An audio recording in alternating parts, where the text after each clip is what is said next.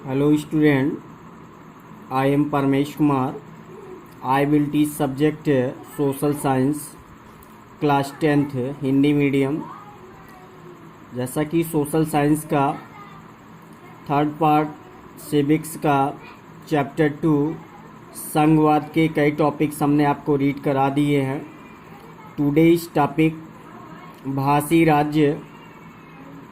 तो आप सभी ध्यान से इस टॉपिक को समझें और नोट करें। तो आप सभी ध्यान दें। आज का टॉपिक है भाषी राज्य। जैसा कि भारत में संघीय व्यवस्था के अंतर्गत भाषी राज्यों का गठन भाषा के आधार पर करना हमारे देश की लोकतांत्रिक राजनीति के लिए एक कठिन कार्य था। भारत ने सन 1947 में लोकतंत्र के रास्ते पर अपनी जीवन यात्रा प्रारंभ की। तब से लेकर 2017 तक यदि हम राजनीति मानचित्र देखें तो हमें ज्ञात होगा कि इस अवधि में काफ़ी परिवर्तन हुए, जिनको देखकर एक बार तो आश्चर्य होता है कि अनेक पुराने राज्य गायब हो गए और कई नए राज्य बनाए गए। कई राज्यों की सीमाएं, क्षेत्र और नाम बदल गए। नए राज्यों के गठन के लिए 1950 के दशक में भारत के कई पुराने राज्यों की सीमाएं बदली गई, जैसे नागालैंड, उत्तराखंड और झारखंड।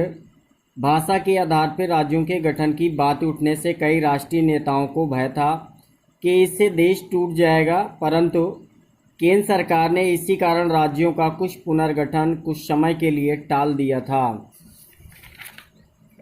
जैसे 1947 के बाद भारत का मानचित्र इस प्रकार है।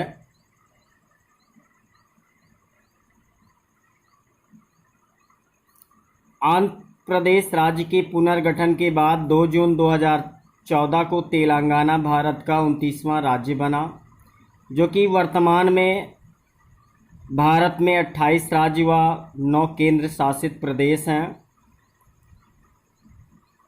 भाषा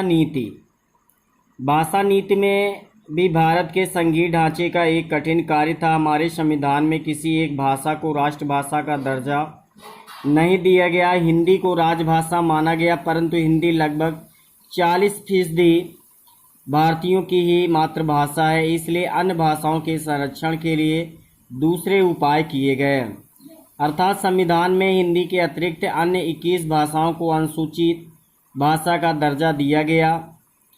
केंद्र सरकार के किसी पद का उम्मीदवार इनमें से किसी भी भाषा में परीक्षा दे सकता है, बशर्ते उम्मीदवार इसको विकल्प के रूप में अवश्य चुने।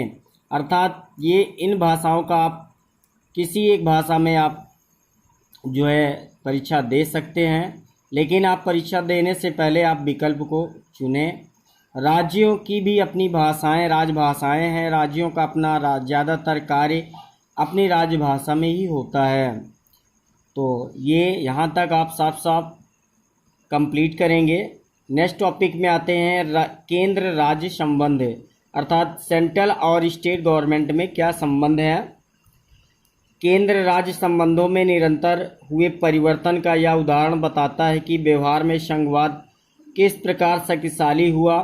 सत्ता की साझेदारी की संवैधानिक व्यवस्था वास्तव में कैसा रूप लेगी, या अधिकतर इस बात पर निर्भर करता है कि शासक दल और नेता किस प्रकार इस व्यवस्था का अनुसरण करते हैं। जैसे कि जब केंद्र और राज्य में अलग अलग दलों की सरकारें रहीं, तो केंद्र सरकार ने राज्यों के अधिकारों की उपेक्षा का प्रयास किया। उन दिनों केंद्र सरकार अक्सर संवैधानिक प्रावधानों का दुरुपयोग करके विपक्षी दलों की राज्य सरकारों को भी भंग कर देती थी। यह संघवाद की भावना के प्रतिकूल काम था। नेक्स्ट पॉइंट में आएंगे, से रीड करेंगे। भारत की भाषी विविधता। जैसा कि भारत में कितनी भाषाएं हैं। अधिकृत नवीन सूचना 2011 की जनगणना के आंकड़ों से प्राप्त होता है कि इस जनगणना में लोगों ने 1300 से अधिक भिन्न भिन्न भाषाओं को अपनी मातृभाषा के रूप में दर्ज कराया था। जैसा कि इन भाषाओं के कुछ प्रमुख भाषाओं के साथ समूहबद्ध कर दिया जाता है। भोजपुरी, मगही, बुंदेलीखंड, छत्तीसगढ़ी, राजस्थानी और ऐसी ही दूसरी भाषाओं को हिंदी के अंदर जोड़ लिया जाता है। जनगणना में 121 प्रमुख भाषाएं पाई गई। इनमें से 22 भाषाओं को भारतीय संविधान की 8वीं अनुसूची में रखा गया, अर्थात मान्यता प्राप्त 22 भाषाओं को 8वीं अनुसूची में रखा गया। इसी कारण इन्हें अनुसूचित भाषाएं कहा जाता है और शेष भाषाओं को गैर अनुसूचित भाषा कहते हैं। भाषा के आधार पर भारत विशेष या विश्व का संभवतः सबसे अधिक विविधता वाला देश है। जैसा कि प्रमुख जो भाषाएं हैं या भारत की मान्यता प्राप्त भाषाएं हैं वो 22 हैं। इसे 8वीं अनुसूची में रखा गया है। आप सभी ध्यान देंगे इस बात को।